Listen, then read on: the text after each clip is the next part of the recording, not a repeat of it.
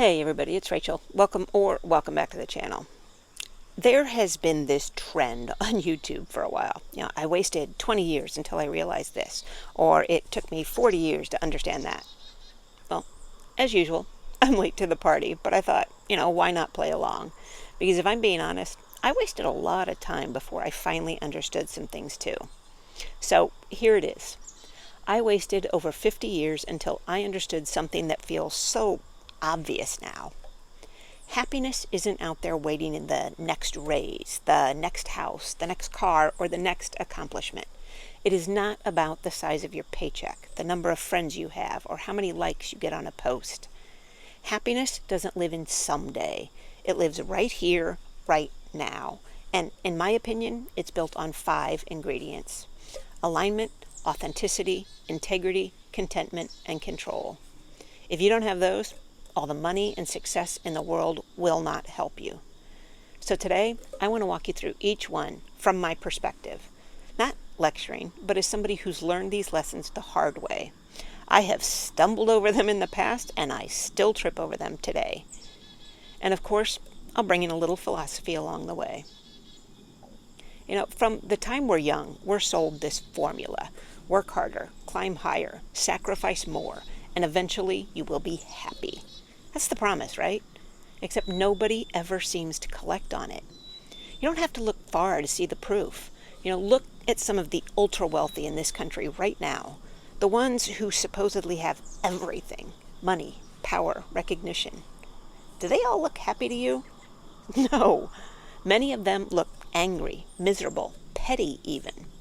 That should tell you something, don't you think? They're not role models, they're cautionary tales. If happiness really came from those things, they would be glowing, radiating peace, smiling all the time. But what do we see from so many of them? Scowling, bitterness, even paranoia. Meanwhile, think about what we give up in our own chase. Family dinners skipped, friendships neglected, vacations postponed, sleep sacrificed. Our health shoved to the background because we tell ourselves there will be time later. But then later never comes. That's why I want to break down those 5 ingredients that I think are the real foundation of a happy life. First, there's alignment, living in line with your values and your priorities. I used to believe that if I lived in the right house or in the right neighborhood and my kids wore the right clothes, everything would fall into place. Because isn't that what the world tells us, that appearances equal happiness? But here's the truth. Clothes don't make the man or the woman. And money, that old cliche, money can't buy happiness. Truer words were never spoken. Because the bigger truth is this: even if you have the house, the clothes, the money, if your life isn't in alignment, you still feel off. When you're out of alignment, there's this constant friction. You're chasing after things that don't match what actually matters to you, and it wears you down. It's like walking around in shoes that don't fit. Every single step hurts, even if they look great from the outside. But when your outer life matches your inner compass, you feel grounded, centered, whole. And when it doesn't, when your job, relationships, and your choices drag you away from what matters, your body keeps score, and everything suffers. The philosophers were onto this centuries ago. Stoicism teaches us to focus only on what we can control: our thoughts, our actions, and our responses. Buddhism reminds us that craving more and more is the root of suffering. Both traditions point us back to the same truth: stop chasing what isn't yours and live in harmony with what is. The second ingredient is authenticity, being unapologetically yourself.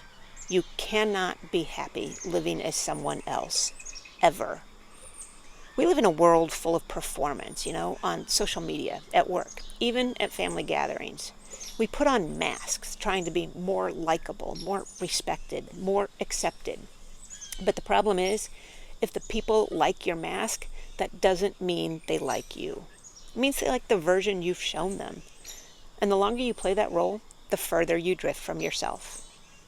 Authenticity is risky. Some people won't love the real you. Some people might not even like you at all. But authenticity is the only way to experience real connection. Because how can someone really like or love you if they don't even know you? Buddhism teaches that suffering comes from clinging to illusions. And one of the biggest illusions we hold on to is the identity we build to please other people. Stoicism echoes that. Live according to nature, your nature. When you finally let yourself show up as you, flawed, human, real, the weight comes off your chest. The energy you used to perform gets freed up for actual living. Then the third ingredient is integrity. And honestly, I don't think we talk about it enough, or at all really, when it comes to happiness. I don't mean integrity in that don't steal someone's wallet kind of way. Integrity literally comes from the Latin word for whole. It means being honest and having strong moral principles that you refuse to change. It's about lining up your values, your words, and your actions. Without that wholeness, you might feel excitement, maybe even pleasure, but that deep, steady kind of happiness, totally out of reach.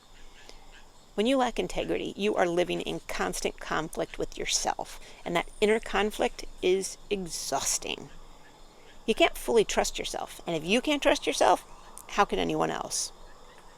Relationships without integrity are shallow at best, manipulative at worst. And again, just look to some of the wealthiest, most powerful people in the world who have traded integrity for power and profit. We have all seen it. People tossing aside their principles, not because they're desperate, but because they can't stop chasing more money, more influence, more power and recognition. And for what? When did having more than enough suddenly become not enough? Where's the integrity in that? Even if you look successful on the outside, without integrity, inside it's hollow.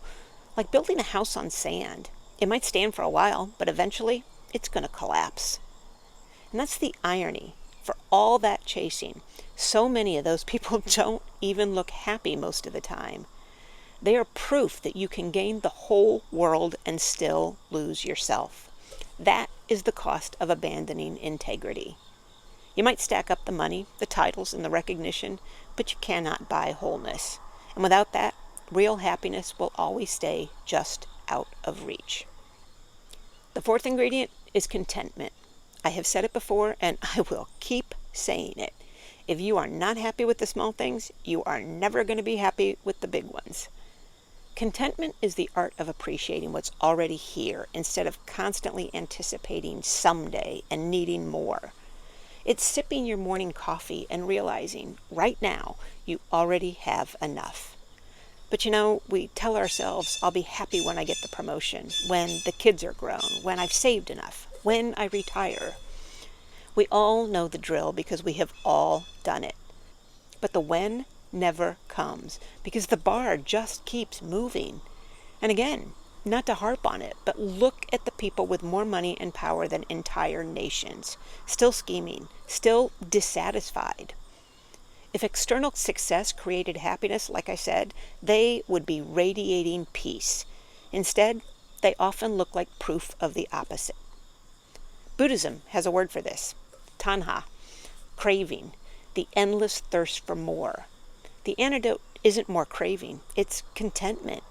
And contentment doesn't just feel good. It actually lowers stress, strengthens resilience, and protects your health. Doesn't have to be complicated. It's usually hidden in the small, ordinary things that we overlook every single day. The things we would want back if they vanished. That is where contentment begins. And the last ingredient is control. Not control over the world, but over yourself, your mind, your responses, your boundaries. Most of us waste years trying to bend the universe to our will. If only other people behaved. If only my boss noticed me. If only the world wasn't so chaotic, then I could finally relax. But life doesn't work that way. Real control is the ability to govern yourself, your thoughts, your emotions, your choices. The Stoics said you can't control the wind, but you can adjust the sails. That is the kind of control that gives you peace. And it's also the kind of control that protects your health, because stress wrecks you. It wrecks your body, your mind, your relationships. When you hand over control of your emotions to everyone around you, you are signing up for misery.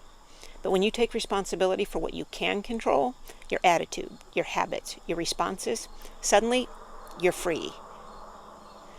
Now, as usual, I am tying all of this back to health, because at the end of the day, health and happiness are two sides of the same coin. Yes, when you're healthier, you're generally happier. But the flip side is just as true. People who are happier tend to be healthier. Science has proven it. Stress, bitterness, resentment, those are not just mental states. They are physical. They raise your blood pressure, mess up your sleep. They chip away at your immune system. On the flip side, contentment, integrity, authenticity, those aren't just abstract virtues. They're protective too. They don't just make life feel better. They make it last longer. So, if I had to sum it all up, after over 50 years chasing the wrong things, here's what I would say. Happiness isn't waiting for you at the end of a bigger paycheck, or in a bigger house, or in the approval of other people. It comes from the inside, not the outside. It's built piece by piece from those 5 ingredients: alignment, authenticity, integrity, contentment, and control. When your outer life matches who you are on the inside, when you choose integrity, even when it costs you, when you stop chasing someday and learn to love the small, ordinary moments, and when you take responsibility for what you can control and let go of what you can't, that is when happiness stops being this far-off dream and it becomes a daily practice. Let me know what you think. Agree? Disagree? If you like what you're hearing, give me a thumbs up and a follow if you haven't already. Tell the algorithm, please, that it's worth sharing. Thanks for watching. As always, take care of you, and I will see you the next time. Bye-bye.